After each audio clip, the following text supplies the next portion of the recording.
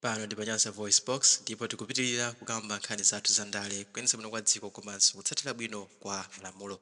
Ndi apa tilinso ndi mkulu wina amene akunena kuti chipani cha Malawi Congress Party chimakonda kupanga ndale zogawanitsa anthu. Iwo akunena izi kuti chipani cha Malawi Congress Party chimene chinaponya Kapasule ku chipani cha DPP kuti kuyambe mpungwepungwe. Iwo wanso akunena kuti chipani chomwe cha Malawi Congress Party chidaponyanso Kapasule ku bungwe lija la Malawi First pomagula maactivist ena ndi ena monga Aredson Munlo komanso a Charles Ben Longwe. Titi ndikhala limodzi kuti kodi mkulu ameneyi akutinji pa nkhaniyo kuti chipani cha Malawi Congress Party iwo amukuona kwawo akuti chipani chimenechi chimakonda kuponya Kapasule pena paliponse pamene pakuoneka kuti anthu awiri atatu abwera limodzi kugwirizana kuti kodi chipanichi angachotse bwanji mboma. Titi ndikhala limodzi kuti timvere mkulu ameneyo ndipo mwachizolowezi ikani maganizo anu in the comment section below kuti nanunso you can be part and parcel of the conversation surrounding politics, good governance and the rule of law in a beautiful country, Malawi.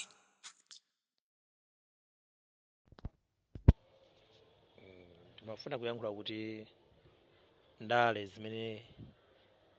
zikupanga Malawi Congress Party ndi ndale zongofuna kugawanitsana anthu pamene ali akuchita chinthu palimodzi komanso ngakhale mzipani kufuna kubweretsamo zisokonezo mchipanimo kuti mzipani musakhale kugwirizana.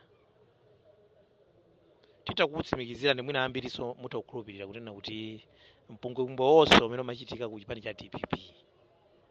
akunena kumwaja ndizoona amene ajawa amachita kutumidwa ndi Malawi Congress Party papasidwa ndalama cholinga choti azibweretsa pressure ku chipani cha DPP.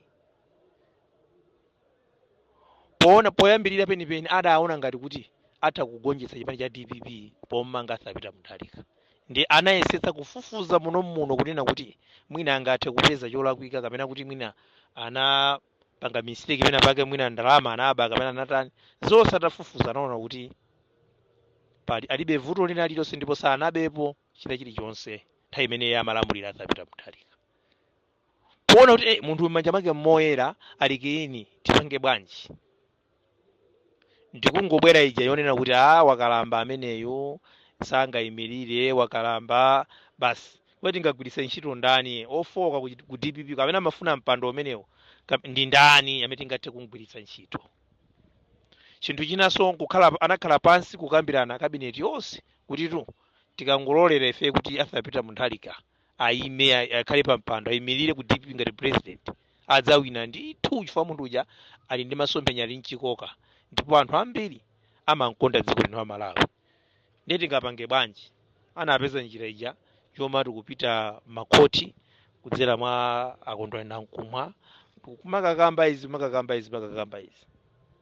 Ndale za Malawi Congress Party zofuna kuti zipani zonse Malawi muno zithe atsale okhawo azitha kumapanga china chilichonse imene angafunire wopanda wowatsutsa wopanda kunena kuti angadzudzule china chilichonsecho.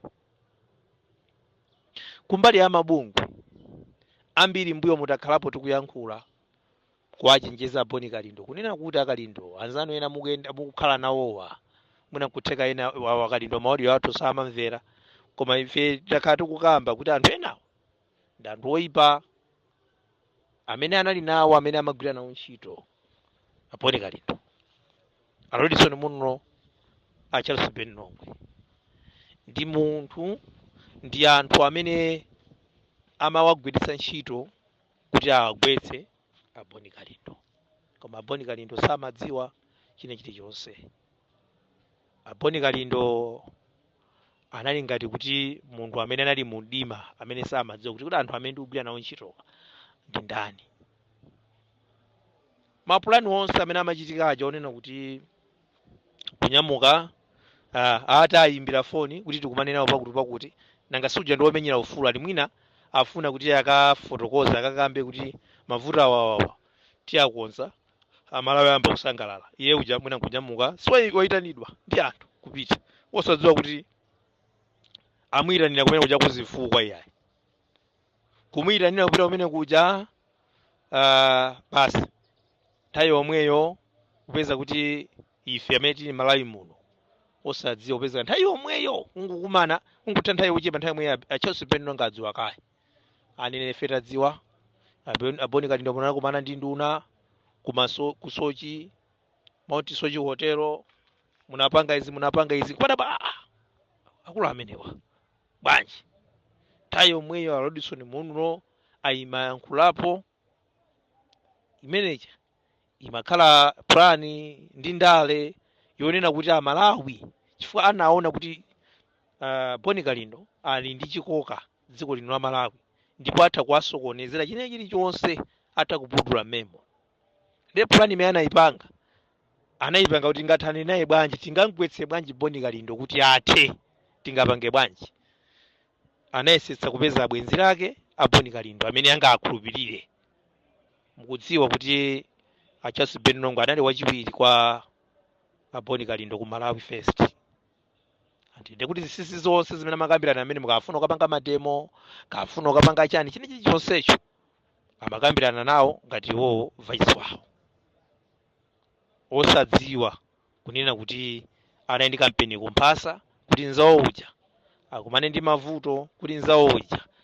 ampake penti yoyipa ampake matope kuti Malawi asankhulupirire koma ndimafuna ndikupempheni Malawi anzanga kwene kuti konse kumene muli kuti akhulupirireni Boni Kalindo akhulupirireni ndithu ndi munthu wabwino ndipo ngati tilipo anthu ena amene tinayikapo maganizo oyipa kwa Boni Kalindo kuti ndi munthu amene amakomana ndi anthu pofuna ndalama izo zija zinali mapulani madziwa munthu kamamenyera ufulu umamenyera ufulu kuti Malawi apeze mtendere ndiye ngati kumakhala kulira kuti zakuti mukonze ndiye ukamayankhula zimene zija akakuimbira foni nkukuita anamuona ngati kuti mwina afuna akakuyankhe mayankho okhudzana ndi zimene wakhala ukulira zokwera kwa mitengo ya zakudya komanso kandi zina zambiri zimene zimapinja Malawi umaona ngati afuna akakuyankhe osadziwa kunena kuti ena ake amene ogwira nawo ntchito ali mpeni kumphasa ngati Edison Munro komanso a Charles Benongo timafuna ndikupempheni Malawi anzanga okondedwa amene muli mabungwe osiyanasiyana dziko lino la Malawi amene mumagwira ntchito ndi anthu osiyanasiyana tiye tikhale na anthu okondana tiye tikhale na anthu okhulupirirana tiye ndizipangani zinthu limodzi umodzi tisakhale anthu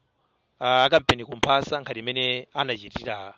Charles Benongo komanso ndi anzawo a Edison Munro ndipo ndimakupemphani Malawi ndikunena mobwerezanso ena mwana ndi mtima onena kuti Boni Kalindo amakumana ndi zonse ndi mapulani ofuna kumudetsa kuzoti munthu uja naye ndi chikoka podziwa kuti munthu uja anthu amankhulupirira dziko lino la Malawi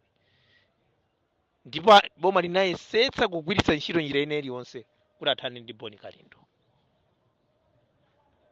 ndiye Malawi anzanga tiye tikhale na anthu ochenjera tikhale ni anthu amene tikhale anthu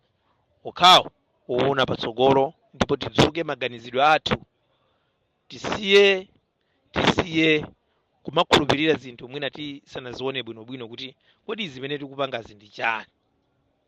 tonse amene tinayankhula mawu olakwika kwa Honorable Boni Kalindo tipemphe Mulungu atikhululukire kuti Mulungu atikhululukire ndithu kuti Mulungu olenga kumwamba ndi dziko lapansi atikhululukire kuti Honorable Boni Kalindo tidalakwira sitimadziwa kuti Honorable Boni Kalindo akugwira ntchito komanso anthu ena akupanga zinthu apo kuyesetsa kuti wakwese ndipo azadanitsa ndi anzawo onse amene wagwira nawo ntchito tikupempha kuti Honorable Boni Kalindo komanso Mulungu kumwamba atikhululukire sitinkaza kuti Edison Munro ndi njoka mene amayankhulira muja sitinkaza kuti waja ndi njoka atumiza kumene kuja ngati kazitape ngati spy kumene kuja kuti akaononge chilichonse zikoma kwambiri khaidi masana abwino masana mtengo patali koma nkhani yaikulu njonena kuti Congress Party sifuna kuti ione pena pake pali mgwirizano onena kuti iwo atha kupanga kuti achoke mboma ndipo amayesetsa kugwiritsa ntchito chilichonse ndipo chimene amapanga zoti kuponya fupa kutsogolo mbuyo muno basi mzingulimbana kukangana komanso mwina amene tukangana naye uja sanapindule chilichonse mwinanso nayenso angumpusitsa sanalandire kena kalikonse